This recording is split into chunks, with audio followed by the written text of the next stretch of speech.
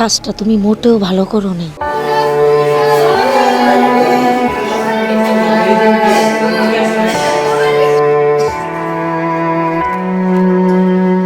যখন তাকে হসপিটালে নিয়ে যাওয়ার আগেও আমি এসেছিলাম এবং তার লেখা, তার সর্বশেষ নাটক আমার অভিনয় করা। তার তার বিপরীতে তার ওয়াইফ হিসেবে আমি অভিনয় করেছি। নাটকের নাম হলো হাতছানি। আমার দিকে কেমন করে কুতকুত করে তাকাইতেছিল। দেখলে না কেমন একটা উচিত শিক্ষা দিলাম, ঠিক আছে? হসপিটালে যাওয়ার আগে যখন আসে আমাকে দেখে খুব কান্না করে দেয় সে। মানে সে খুব খুশি হয়েছে, তার মনে আসলে অনেক কষ্ট ছিল।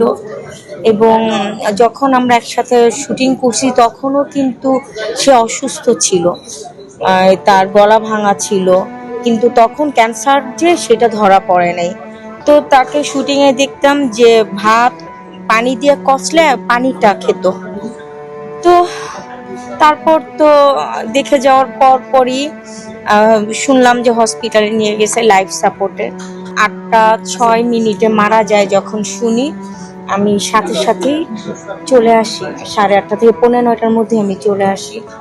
দেখি যেই বিছানাটায় আমি যখন দেখতে আসছি তখন সেম বিছানাটাই শুয়েছিল। আজকেও দেখলাম সেম বিছানাটায়, কিন্তু মৃত মানুষ দেখলাম, জীবিত মানুষ দেখিনি।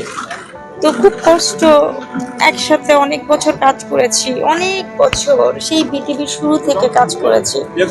তো এই এই কষ্টটা তো থাকবেই। তারপরও আল্লাহর কাছে অনেক দোয়া, আল্লাহ যেন তপন ভাইকে জান্নাতবাসী করেন। কারণ তপন ভাই অনেক ভালো মানুষ ছিলেন, অনেক ভালো মানুষ ছিলেন এবং আমাকে অনেক পছন্দ করতেন।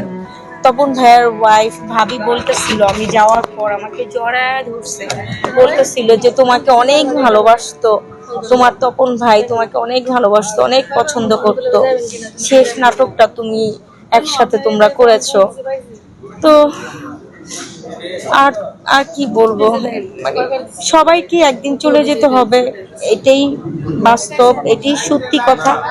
তারপর আল্লাহর কাছে দোয়া, আল্লাহ যেন তপন ভাইকে জান্নাতবাসী করেন এবং সবার কাছে দোয়া চাই তপন ভাইয়ের জন্য।